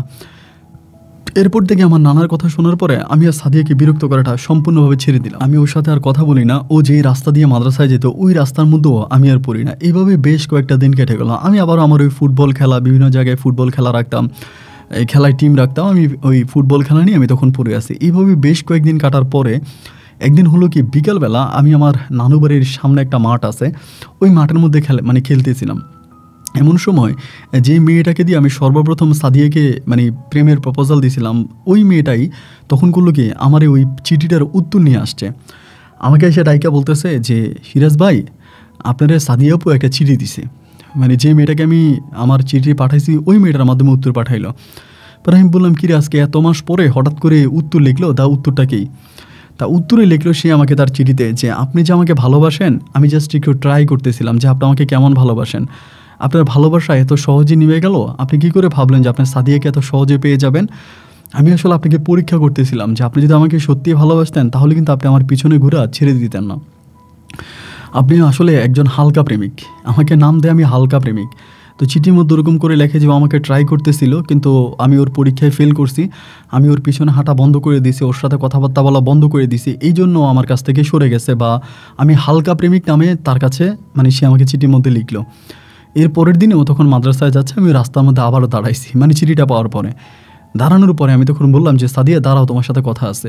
ভাই ও তখন বাকি মেয়েগুলোর বললো, তোমরা মাদ্রাসার দিকে যাও, আমি আসতেছি। পরে আমি বললাম, কী হইলো, তুমি এবার হালকা প্রেমিক নামে আমার নাম দিলা, আমি হালকা প্রেমিক, তা আমি কী করা দরকার ছিল? আমি তোমাকে চিঠি লিখলাম, তুমি উত্তর দিলা না, এবং উল্টে তোমার আব্বা আম্মার কাছে বিচার দিলা। এরপরে তারাই এসে আবার আমার নানারে জানাইলো। ও তখন বলে, আমি আমার আব্বা আম্মার কাছে বিচার দিছি, এরপরে কে বলছে? আমি বললাম, তুমিই তো বললা, এবং তোমার আব্বা আম্মা তারাই এসে আমার নানা নানির কাছে বললো। পরে বলে, আমি আমার আব্বা আম্মার কাছে ওভাবে বিচার দিই নাই, আমার আব্বা আম্মা জেনে গেছে যে আপনি আমাকে বিরক্ত করেন, রাস্তার মধ্যে অনেকে এটা দেখতে পাইছে। পরে আমি বললাম, ও আচ্ছা। এরপরই সাদিয়ার সাথে ওই দিন আমার অনেকক্ষণ ধরে কথাবার্তা বলা হয়। এরপরে মাঝে মাঝে সাদিয়া মাদ্রাসায় যাইতো এবং মাদ্রাসা থেকে আসতো। এরপর থেকে সাদিয়ার সাথে আমার টোটালি একটা প্রেমের সম্পর্ক শুরু হয়ে যায়। মানে আমি ওকে অনেকটা ভালোবাসি, ও আমাকে অনেকটা ভালোবাসে। ও মাদ্রাসায় যাইতো, মাদ্রাসা থেকে আসতো, সবসময় আমাদের মানে আমার ওই নানুর বাড়ির সামনে দিয়ে যাইতো। দুজনের মাঝে একটা গভীর প্রেমের সম্পর্ক শুরু হয়। মানে এতটাই গভীর প্রেমের সম্পর্ক শুরু হয়েছে, আমি সাদিয়াকে ছাড়া আর কোনো কিছুই বুঝি না, এবং সাদিয়া আমার দেহের অক্সিজেন হয়ে যায়।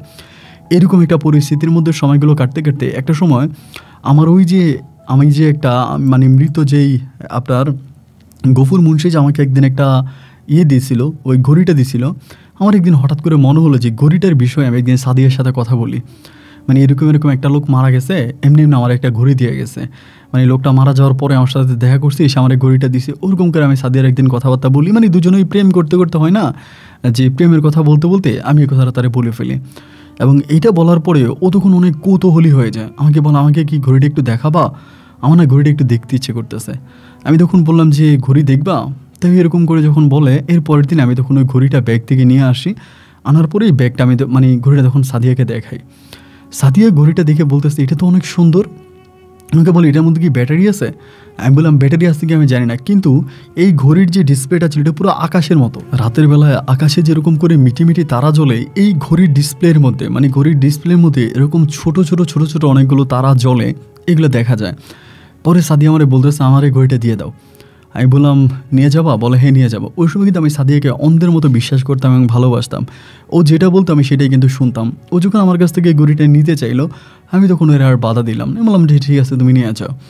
পরে আমি ওর ঘড়িটা দিয়ে দিলাম এবং ঘড়িটা নিয়ে ও সম্ভবত এই কথাগুলো ওর দাদার কাছে বলছে। মানে ওর যে একজন দাদা ছিল উনি ছোটোখাটো একজন তান্ত্রিক ছিল, ওনার কাছে মনে হয় এই বিষয়গুলো বলছে। বলার পরে মনে হয় ঘড়িটা ওর দাদাকে দিয়ে দিছে।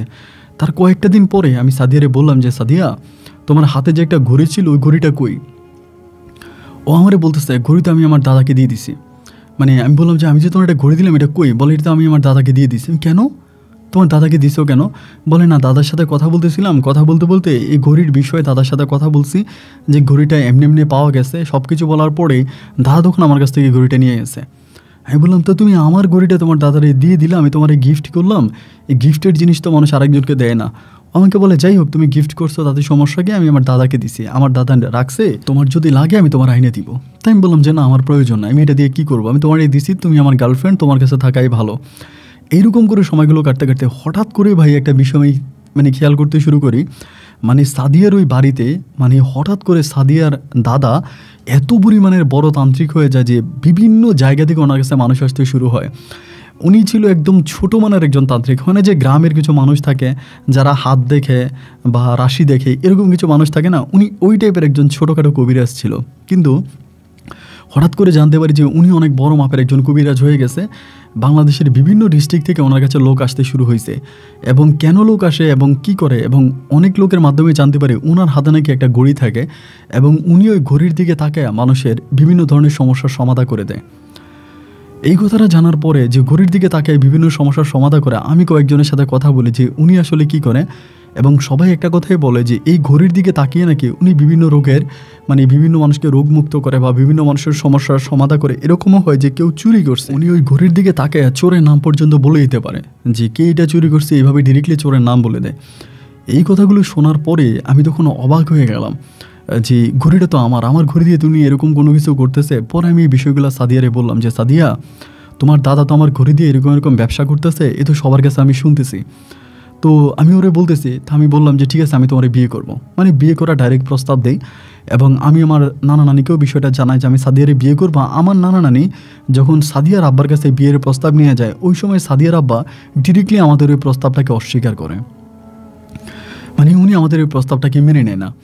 মেনে না নেওয়ার পরে উনি বলতেছে ওনার মেয়ের উনি আমার কাছে বিয়ে দিবে না, এবং একটা পর্যায়ে উনি ওনার মেয়ের ঘরের মধ্যে আটকায় ফেলে। সাদিয়ার বাবা মা মিলে সাদিয়াকে ঘরের মধ্যে আটকায় ফেলে।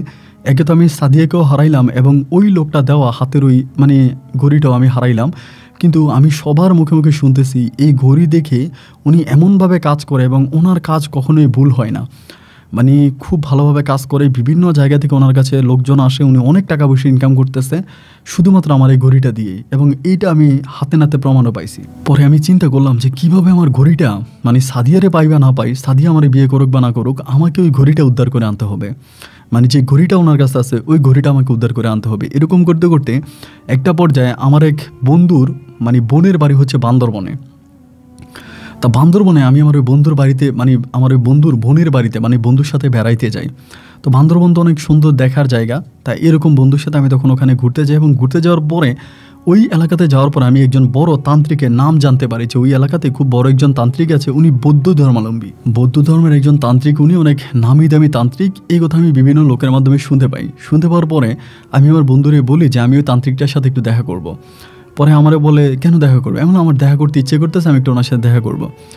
এবং অবাক করার বিষয় হচ্ছে আমি ওই তান্ত্রিকের সাথে দেখা করতে যখন আমি গেছিলাম, ওনার সামনে যাই, উনি আমাকে দেখেই বলতেছে তুই তো একটা অমূল্য ধন পাইছিলি, এই ধনটা অন্য কাউরে দিয়ে দিলি কেন? এরকম করে আমারে বলতেছে। আমি বললাম যে আপনার কথা বুঝলাম না। উনি আমার মুখের দিকে তাকায় বলে দিতেছে ওই যে ঘড়ির বিষয়টা। উনি আমাকে বলে তারা তাদের নাতিনকে তোর কাছে কখনোই বিয়ে দিবে না। তার বড় কারণ হচ্ছে তুই যদি তার নাতিনকে বিয়ে করিস, এরপরে যদি ঘড়িটা দাবি করিস, ওই ঘড়ি যে তোকে দিবে না, ওই ঘড়ি যদি তুই দাবি করিস এই জন্য তার নাতিনকে তোর কাছে বিয়ে দিবে না। তুই ভুল করলি, তুই একটা অমূল্য রতন পাইলি, এই রতনটা কেন দিয়ে দিলি? পরে আমি বলতেছি যে আমি ওই বৌদ্ধরে বলতেছি যে কীভাবে ওই তান্ত্রিক আমার ওই ঘড়িটা আমার কাছে আনা যায়, আপনি আমাকে একটা পথ বলে দেন যে কীভাবে আমি আমার ঘড়িটা আমার কাছে নিয়ে আসতে পারবো। আমার ঘড়িটা তো উনি নিয়ে গেছে, এখন কীভাবে আনা যায়? তো উনি আমাকে বলে এটা একমাত্র যেভাবেই পারস মানে আনতে হবে ওনার কাছ থেকে। উনি মানে কোনো ধরনের তন্ত্র মন্ত্র দিয়ে এই ঘড়িটা আনা যাবে না। তা এইভাবে ওনার সাথে থাকি এবং থাকার পরে উনি আমাকে অনেকগুলো বিষয় বলে দেন যে এটা যদি আমি হাতে পাই, যদি আমি ওনার সাথে যোগাযোগ করি বা এই ঘড়িটা নিয়ে যদি আমি আসতে পারি, তাহলে তিনি আমাকে অনেক কিছু শিখিয়ে দিবে। মানে আমাকে এই ঘড়িটা ওনার কাছে নিয়ে আসতে বলতেছে, মানে এই তান্ত্রিকের কাছে আনতে বলতেছে। উনি বৌদ্ধ ধর্মে তান্ত্রিক ছিল। পরে আমি করলাম কি, পরে আবার আমার নানু বাড়িতে গেছি। নানু বাড়িতে যাওয়ার পরে আমার নানু বাড়িতে গিয়ে আস্তে আস্তে আস্তে আস্তে করে একদিন আমি সাদিয়ার সাথে যোগাযোগ করতে সক্ষম হই, প্রায় সপ্তাহখানেক পরে। যোগাযোগ করার পর আমি সাদিয়ারে বলি যে সাদিয়া, মানে সাদিয়ার এক চাচির ঘরে সাদিয়ার সাথে আমি দেখা করি। দেখা করে আমি বলি, সাদিয়া চল আমরা পালায়া যাই, তুমি চলে আসো, আমরা পালায়া যাই। কিন্তু আমরা যে পালায়া যাব, তুমি কিন্তু আসার সময় ঘড়িটা নিয়ে এসো। ও আমাকে বলে, কেন ঘড়ি আনবো কেন? আমি বলি, শোনো, আমি একজন তান্ত্রিকের সাথে কথা বলছি, ওই তান্ত্রিকে বলছে ওই ঘড়িটা যদি আমি দিই তাহলে উনি আমাকে কিছু টাকা দিবে, প্রায় 1 লক্ষ টাকার মতো দিবে। ওই টাকাটা দিয়ে তুমি আর আমি একসাথে সংসার করব। পর ও আমারে বলে যে ওই ঘড়ি দিয়ে তো আমার দাদা কী জানি করে, মানে অনেক ধরনের তান্ত্রিকের কাজ করে এই ঘড়ি দিয়া। আমি বললাম, দেখো ঘড়িটাও তোমার দাদার না। তোমার দাদার? বলে না। আমি বলি, জানো এই ঘড়িটার কারণে কিন্তু আজকে আমাদের সম্পর্কটা এইভাবে বিচ্ছিন্ন হয়ে গেছে। কারণ ঘড়িটা যদি আমি তোমার না দিতাম, আর এই ঘড়ি যদি তুমি তোমার দাদারে না দিতা, তাহলে আমাদের সম্পর্কটা এইভাবে ভেঙে যেত না। বা তোমার দাদাও তোমার আমার কাছে বিয়ে দিত। বিয়ে না দেওয়ার এখন সবচেয়ে বড় কারণ হচ্ছে ওই ঘড়িটা। তারা মনে করে আমি যদি তোমার এই বিয়ে করতে পারি তাহলে আমি ওই ঘড়িটা নিয়ে আসবো, এই ভয়টা তাদের মাঝে আছে। তা তুমি ওই ঘড়িটা নিয়ে আসো, আমি তোমার নিয়ে পালায়ে যাবো। এই কথা বলার পরে আমি বললাম যে তুমি আজকে রাতের মধ্যে আসো। আমাকে বলো, আচ্ছা ঠিক আছে। তো রাত্র প্রায় 10টার দিকে আমার একটা টাইম দিলাম যে আমি অমুক জায়গায় আসবো, তুমি অমুক জায়গায় ঘড়িটা নিয়ে আসো। ওই ঠিকই ওর ব্যাগপত্র সব কিছু নিয়ে, ঘড়িটা নিয়ে, ওর দাদার ঘর থেকে ঘড়িটা নিয়ে তখন চলে আসে। আমি যে জায়গার ঠিকানা দিই সেই জায়গাতে আসে, এবং সেই জায়গাতে আসার পরে আমি প্রথমে ঘড়িটা ওর কাছ থেকে চেয়ে নিই যে ঘড়িটা আমাকে দাও। ঘড়িটা দেয়, এবং ঘড়িটা হাতে নেওয়ার পরে আমি জায়গায় ওরে বলি যে তুমি চলে যাও। আমার বলে, মানি? আমি বললাম, আমি ঘড়িটা তোমাকে দিয়েছি, তুমি কেন তোমার ঘড়িটা তোমার দাদারে দিলা? আমার বলে, তুমি আমার নিবা না? আমি বললাম, নিব, তবে আজকে না, 2-1 দিন পরে, তুমি এখন চলে যাও। আমাকে বলে, তার মানে কি তুমি ঘড়ি নেওয়ার জন্য আসছো? আমি বলি, বেশি কথা বললো না। এই কথা বলে আমি ওখান থেকে কাইটা পড়ি। ওই পিছন থেকে আমাকে ডাকে, বারবার ডাকতেছে যে সিরাজ সিরাজ দাঁড়াও। আমি তখন দাঁড়াই না, আমি আমার ঘড়িটা নিয়ে চলে আসি। এবং ঘড়ি নিয়ে আমি তখন কী করি, তার পরের দিন আমি ওই বান্দরবনে তান্ত্রিকের বাড়িতে যাই। মানে উনি তো অনেক বড় একজন তান্ত্রিক, উনি আমাকে বলছে যে উনি আমাকে এগুলো শিখাই দিবে। মানে আমি যদি ওই ঘড়িটা নিয়ে যেতে পারি তাহলে তিনি আমাকে অনেক কিছু শিখাবে, এই কথা আমাকে বলছে। তা আমারও ভিতরে ভাই শিখার একটা আগ্রহ আছে, যে জিন ভূত পরি এই জিনিসগুলোর ভিতরে আমার এক ধরনের আকর্ষণ কাজ করে, যার জন্য আমি জিনিসটা নিয়ে ওনার কাছে গেছি।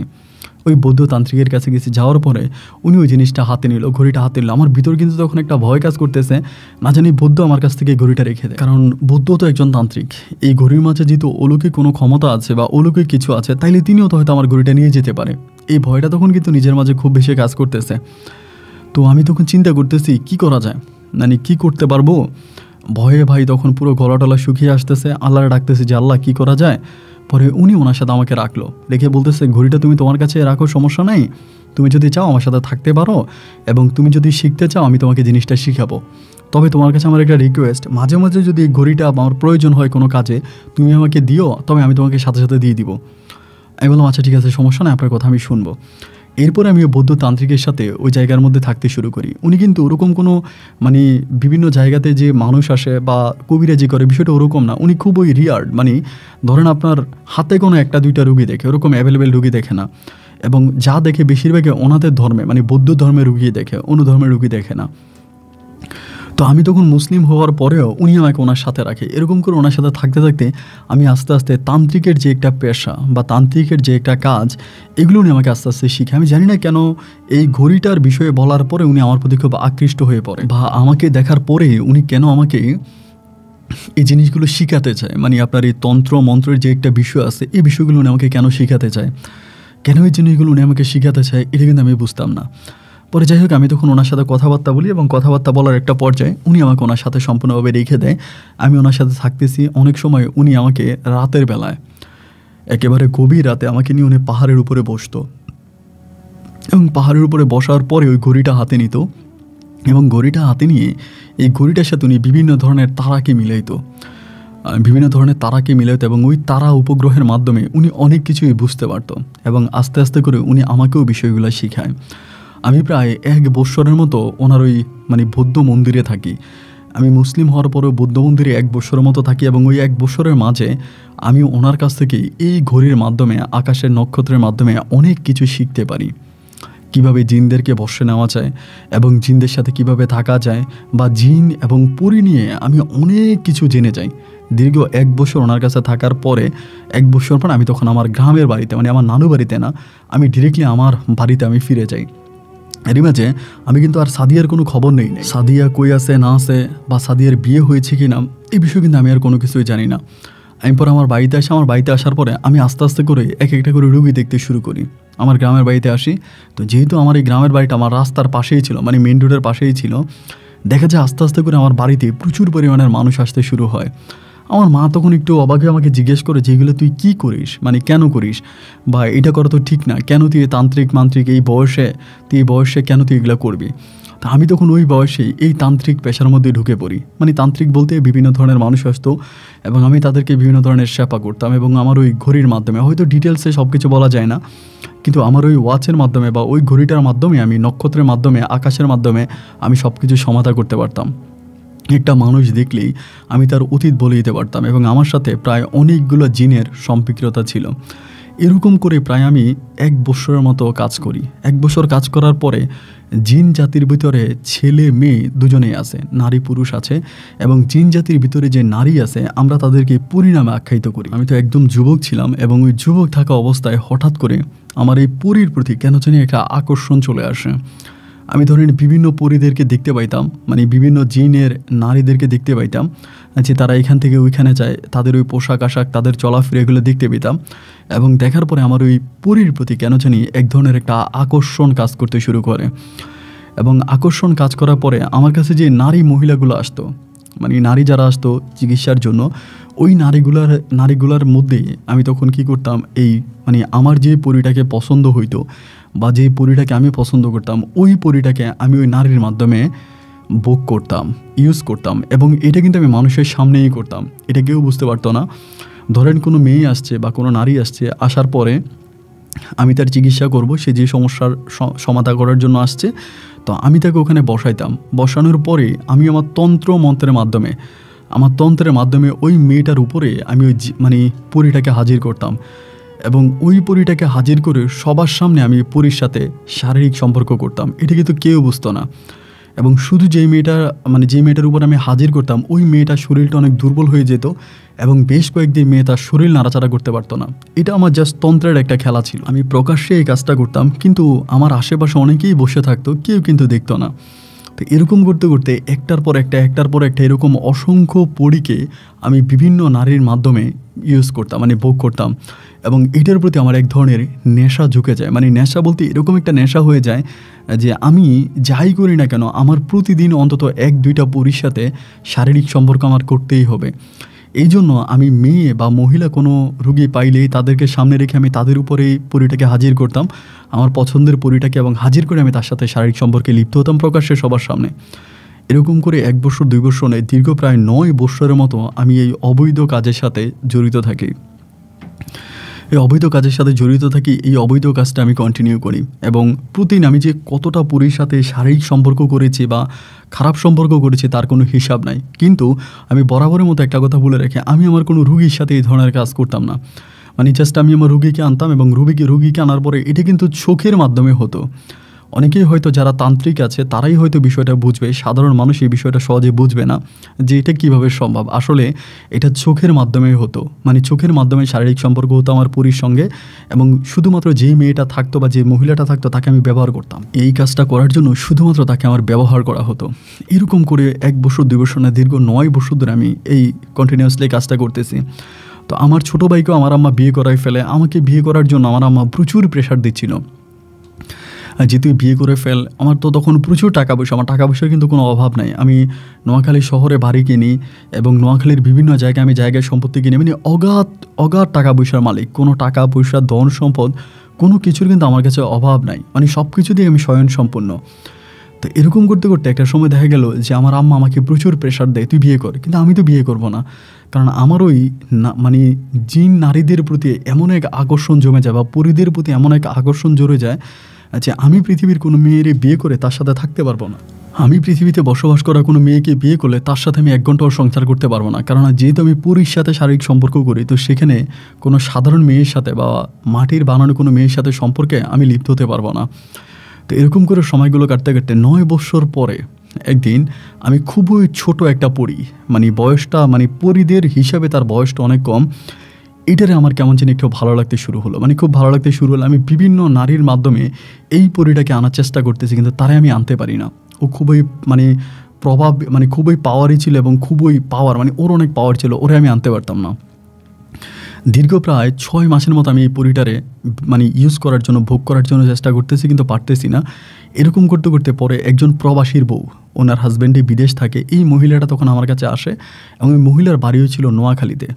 মহিলাটার স্বাস্থ্য ভালো ছিল, খুব ভালো ছিল, ফিটনেস অনেক ভালো, মোসে লম্বায় খুবই সুন্দরী। আমি তখন চিন্তা করলাম যে এই মহিলাটার উপরে আমি আমার ওই পরীটাকে বশে আনবো এবং পরীটাকে বশে এনে আমি পরীর সাথে শারীরিক সম্পর্ক করব। এই কথা চিন্তা করার পরে আমি তখন ওই মহিলাটাকে আমার সামনে বসালাম, বসার সবার সামনে আমি তখন তন্ত্রমন্ত্র পড়তে শুরু করলাম এবং তন্ত্র পড়তে পড়তে একটা পর্যায়ে আমি কোনোভাবে এই মহিলাটার উপরে পরীটারে আনতে পারতেছি না। মানে আমি সব কিছু খুব সহজেই করতে পারি, কিন্তু এই কাজটা আমি সহজে করতে পারতেছি না, মানে ওর উপরে আনতে পারতেছি না। পরে আমি ওই মহিলাটা আমার রুমের মধ্যে নিয়ে গেলাম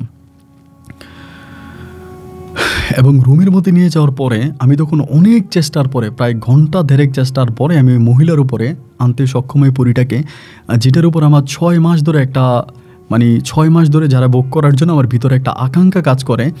৬ মাস পরে আমি তখন ওই মহিলাটার উপরে যখন পরীটাকে আমি আনি এবং আনার পরে আমি পরীটাকে ব্যবহার করি, ইউজ করি, শারীরিক সম্পর্ক করি এবং ওই শারীরিক সম্পর্কের পরে হঠাৎ করে এই মহিলার ব্লিডিং শুরু হয়ে যায়, মানে রক্ত বেরোয়া শুরু হয়ে যায়। পরীটা চলে যায় এবং পরীটা চলে যাওয়ার পরে এইভাবে যখন মহিলাটা রক্ত বেরোয়া শুরু হয়, আমি কোনোভাবেই মহিলাটাকে ঠিক করতে পারতেছিলাম না। একবার যে আমি তখন বাইরের গেট খুললাম, এই মহিলার সাথে মহিলার ছোট বোন এবং মহিলার দেবরও আসছিল, মহিলার জামাই বিদেশ থাকতো এবং এই অবস্থা তারাও তখন বুঝে যায়। তারা ১.৫ ঘন্টা পরে তারাও ডাউট করে যে অবশ্যই ভিতরে খারাপ কিছু একটা হইতো। তারা তখন ভিতরে ঢুকে দেখতে পাচ্ছে তার মানে ওই মেয়ের ছোটো বোনে দেখতে পাচ্ছে তার বড় বোনের এই অবস্থা এবং তার দেবর তখন ওই জায়গার মধ্যে আমাকে মারতে শুরু করে। মানে ওরা বলতেছে আমি এই মহিলার সাথে শারীরিক সম্পর্ক করছি বা খারাপ কাম করেছি। আমি কাউকে বিশ্বাস করতে পারলাম না যে আমি এই মহিলার সাথে কোনো শারীরিক সম্পর্ক বা খারাপ কোনো কাজ করি নাই। মুহূর্তের মধ্যে এখানে যারা ছিল সবাই আমাকে জুতাপিটা করতে শুরু করে, মানে জুতাপিটা করতে শুরু করে, এমনভাবে আমাকে মারতে শুরু করে বলার মতো না। এবং ১ কান ২ কান হতে হতে এক পর্যায়ে এটা থানাতে পর্যন্ত ফোন করে দেওয়া হয়, মানে থানাতে খবর দেয় এবং থানাতে খবর দিলে পরে থানা থেকে তখন পুলিশ আসে। এরই মাঝে ওই যে প্রবাসীর বউ ছিল তারা তখন মানে নিয়ে যায়, হসপিটালে নিয়ে যায়, তার অবস্থা খারাপ এবং হসপিটালে নিলেও পরও সেখানকার যে ডাক্তার ছিল তারাও নাকি বলে যে মহিলাকে নাকি দর্শন করা হয়েছে। কিন্তু আমি মহিলার সামনে জাস্ট বসেছিলাম, এটা আমার চোখের কেরামতি, আমার মন্ত্রের কেরামতি, আমি তো মহিলার গায়ে হাতও দিই নাই। তো এটা তো আর আমি বুঝাইতে পারতেছি না, বিজ্ঞান তো এটা বিশ্বাস করবে না, ডাক্তারকে তো আমি আর এটা বিশ্বাস করতে পারবো না। আমাকে তখন জেলে নিয়ে গেলো, আমি ৯ বছর ধরে কবিরাজি করি এবং অনেক টাকা পয়সা ইনকাম করছি। আমাকে তখন ওখান থেকে জেলে নিয়ে গেলো এবং জেলে যাওয়ার পরে দীর্ঘ ১ বছর আমি জেল খাটলাম।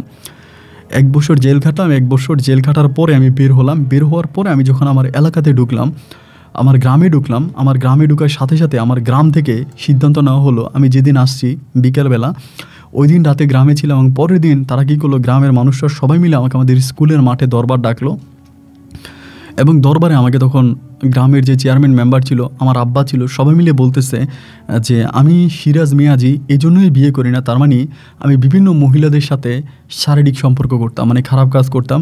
মহিলারা আমার কাছে আসতো বিভিন্ন ধরনের জিনের চিকিৎসা করার জন্য এবং আমি তাদের সাথে অবৈধ সম্পর্ক করতাম। এইরকম একটা বিষয়ে হঠাৎ করে অনেকেই মানে আমার নম্বর রিপোর্ট দিল এবং রিপোর্ট দেওয়ার পরে তারা বললো যে আমি যাতে এই গ্রাম ছেড়ে বেরিয়ে যাই। এতে আরেকটা বিষয় খুবই গুরুত্বপূর্ণ আমি বলতে ভুলে গেছিলাম যে আমার যে মানে ঘড়িটা ছিল, যে ঘড়িটা আমাকে গফুর মুন্সি দিয়েছিল, আমার ওই ঘড়ি সহ আমার যত বই পুস্তক বা আমার যত শিক্ষা যা ছিল, আমার এগুলো সব কিছুর মধ্যে তারা এলাকার লোকজন মানে উৎসুক জনতা সবাই আগুন লাগাই দেয়। আমার যে বৈঠকখানা ছিল যেখানে বসে আমি করতাম, মানে আগুন লাগাই দিয়ে সব কিছু পুড়ে ফেলে। যে ঘড়িটা ছিল ঘড়িটাও পুড়ে ফেলে, আমি ঘড়িটাও আর পাই না। শুধু জেলখানা থাকা অবস্থায় জানতে পারি যে আমার ঘরে আগুন লাগিয়ে দিয়েছে এবং ঘরে আগুন লাগিয়ে আমার যত জিনিসপত্র ছিল, আমার তন্ত্র মন্ত্র যা ছিল সব কিছু তারা পুড়ে দেয়। যাই হোক, দরবারে উপস্থিত হলাম। দরগায় উপস্থিত হয়ে আমাকে সবাই বলল যে দেখেন, আপনাকে আমরা জুতা পিটা করে গ্রাম থেকে বের করতে চাই না, শুধু বলবো যে আপনি গ্রাম থেকে চলে যান, কারণ আপনি আজকে ৯ বছর ধরে আপনি অসংখ্য নারীদের সাথে আপনি অবৈধ সম্পর্ক করেছেন এবং এই জিন ভূত এগুলো বলে আপনি মানুষকে খারাপ কাজ করেছেন, আপনি মানুষ ভালো না। একটা পর্যায়ে আমাকে গ্রাম থেকে বের করে দেয় এবং গ্রাম থেকে বের করে দেওয়ার পরে আমি তখন হচ্ছে চিটং শহরের দিকে চলে যাই। এবং চিটাং শহরে চলে যাওয়ার পরে আমি অনেক দিন পর্যন্ত আপনার বাইজিদ মাজারে থাকি। এবং বাইজিদ মাজারে থাকার পরে আস্তে আস্তে করে আমি আমার ওই বৌদ্ধ কবিরাজের কাছে আবার পুনরায় যাই। এবং বৌদ্ধ কবিরাজের কাছে যাওয়ার পরে ওই বৌদ্ধ কবিরাজ আর আমাকে গ্রহণ করে না, মানে তিনিও আমার সাথে খুব দুর্ব্যবহার করে, খারাপ ব্যবহার করে। তিনি বলে যে তোমাকে আমি শিখিয়েছিলাম মানুষের উপকার করার জন্য, ভালো করার জন্য, এবং গফুর মুন্সি নামের ওই লোকটা তোমাকে এই জিনিসটা দিয়ে গেছে তোমাকে ভালোবেসে, কিন্তু তুমি আসলে একটা মানুষরূপী নরপিশাচ। মনে রাখো, তুমি তোমার জীবনে এতটা পাপ করেছো, তোমার মৃত্যু হবে ওই পরীদের হাতে। ওই পরীরাই তোমার মরণ ঘটাবে এবং আগে পরে তুমি মারা যাবা। তুমি যতদিন পর্যন্ত হয়তো বেঁচে থাকবা, কিন্তু তুমি একটা সময় খুব নির্মমভাবে মারা যাবা। এরকম করে ওই বৌদ্ধ তান্ত্রিক তখন আমাকে তার বৌদ্ধ মন্দির থেকে বের করে দেয়। আমি তখন ওই বৌদ্ধ মন্দির থেকেও বিতাড়িত হয়েছে এবং বিতাড়িত হয়ে যাওয়ার পরে আমি তখন রাস্তায় ঘুরি এবং একটা পর্যায়ে চট্টগ্রাম শহরের মধ্যে আমি ছোট্ট একটা বৈঠকখানা খুলি। এবং বৈঠকখানা খোলার পরে আমি আস্তে করে রুগী দেখি। এত বড় আকারে আমি রুগী দেখি না, এত বড় করে দেখি না, ছোট আকারে রুগী দেখি এবং বিভিন্ন রুগীদেরকে আমি সেবা দান করি। কিন্তু আমার মনের ভিতরে ভয়টা কাজ করে। আমি প্রায় আমার শরীরের ভিতরে 40টা তাবিজ দিয়ে রাখছি, একটা দুইটা নয়, টোটাল 40টা তাবিজ। এবং 40টা তাবিজ থাকার পরেও আমার কাছে মনে হয় যে পরিগুলোর সাথে আমি খারাপ সম্পর্ক করেছি বা খারাপ কাজ করেছি, ওরা প্রতিনিয়ত আমাকে খুঁজে বেড়াচ্ছে বা প্রতিনিয়ত আমার ক্ষতি করার চেষ্টা করছে। যে কোনো সময় হয়তো আমাকে ওরা মেরে ফেলতে পারে বা যে কোনো সময় হয়তো মরে যেতে পারি।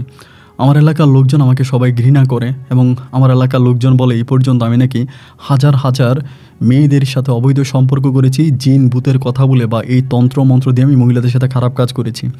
এই বলে গ্রাম থেকে আমাকে বের করে দেওয়া হলো। আমার আব্বা আম্মা টোটালি আর আমার সাথে কথা বলে না। আমাকে আমার আব্বা আম্মা বাড়ি থেকে বের করে দিল, আমার সাথে সমস্ত সম্পর্ক ছিন্ন করলো। এবং যে বৌদ্ধ তান্ত্রিক যাকে আমি অনেক বিশ্বাস করতাম, ভালোবাসতাম, যিনি আমার গুরু ছিল, তিনি আমাকে তার মন্দির থেকে বের করে দিল। এরপরে চট্টগ্রামে যেখানে আছি সেখানে আমি খুব ভয়ের মধ্যে আছি। যে কোনো সময় হয়তো পুরীদের হাতে আমার মরণ ঘটতে পারে। আমার মতো এরকম অনেক তান্ত্রিক আছে, হয়তো আমারটা আমি প্রকাশ করেছি, হয়তো অনেকেরটা অনেকে প্রকাশ করে না। এরকম অসংখ্য তান্ত্রিক আছে বিভিন্ন ধর্মের যারা বিয়ে করে না, এবং তারা বিয়ে না করে তারা প্রতিনিয়তই বিভিন্ন পুরীদের সাথে অবৈধ সম্পর্ক করে। এবং এই সম্পর্কগুলো যে একটা সময় কতটা মারাত্মক হয়ে যায় আমি তার জ্বলন্ত প্রমাণ। আমি আমার গল্পের মাধ্যমে ওই সমস্ত তান্ত্রিকদেরকে সতর্ক করতে চাই যারা পুরীদের উপর আকৃষ্ট এবং যারা পুরীদের সাথে অবৈধ সম্পর্কে লিপ্ত হয়। তো আমার অবস্থা খুবই খারাপ। আমি জানি না আমার গল্পটা আপনি প্রচার করবেন কি না। আমি আমার চট্টগ্রামে আমি আমার অফিসের ঠিকানা আপনাকে দিলাম, যেখানে আমি বসি। আমি বলি না যে আপনি আমার নাম বলেন, ঠিকানা বলেন, মানুষজন আমার কাছে আসুক, আমি মানুষকে চিকিৎসা করব, এটা আমি চাই না। আমার প্রয়োজন নয়। আমি দিনে একটা রুগী পাই, একটা রুগীরই চিকিৎসা করি, ওভাবে আমি ভালো আছি। আমার অত বড় কিছুর প্রয়োজন নয়। তবে আমি আপনাকে জাস্ট কথাগুলো এই জন্য বললাম যে আমি এখন একটা রাতও ঘুমাতে পারি না। প্রতিটা রাতে আমার ভিতরে একটা আতঙ্ক কাজ করে, ভয় কাজ করে। এই বুঝি আমার তাবিজের পাওয়ার চলে গেছে, এই বুঝি পরীরা আমাকে ধরে ফেলছে, এই বুঝি আমাকে মেরে ফেলছে। এই ধরনের আতঙ্ক এবং ভয়ের কারণে আমি ঘুমাতে পারি না। যার জন্য আপনার কাছে আমি আমার কথাগুলো বললাম, যদি আপনি মঞ্চে আমার এই গল্পটা প্রচার করতে পারেন, তবে কিছু বিষয় আপনি হাইড করার চেষ্টা করবেন যেগুলো আমি আপনাকে মার্ক করে দিলাম। ভালো থাকবেন আপন ভাই। আসসালামু আলাইকুম।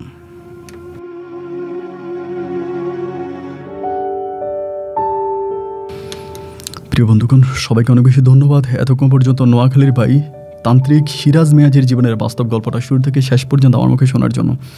আমি শুরুতেই সবার কাছে ক্ষমা চেয়ে নিচ্ছি এই কারণে যে এই গল্পর অনেক কিছু বিষয়ে আমি আসলে খুব ক্লিয়ারভাবে খোলাখুলিভাবে বলতে পারিনি এবং খোলাসা করে বলার সম্ভাবনা, কারণ খোলাসা করে বলা যাবেও না। এই জন্য অনেকগুলো বিষয় আমি হাইড করেছি। সেখানে হয়তো আপনারা অনেক বিষয় বুঝতে পারেন নাই। যদি কোনো বিষয় না বুঝে থাকেন আপনারা কমেন্ট করুন, আমি চেষ্টা করবো আপনাদেরকে কমেন্টের মাধ্যমে রিপ্লাই করার জন্য। অথবা আরও গভীরভাবে যদি কোনো কিছু জানার থাকে, অথবা আপনারা যদি কেউই তান্ত্রিক সিরাজ মিয়াজির সাথে যোগাযোগও করতে চান, আপনারা চাইলে আমাকে ইমেল করতে পারেন। আমি ইমেলের মাধ্যমে আমাদের সাথে কথা বলবো, অথবা ভিডিও ডিসক্রিপশনে ইমো নাম্বার দেওয়া আছে, ইমোতে যোগাযোগ করতে পারেন।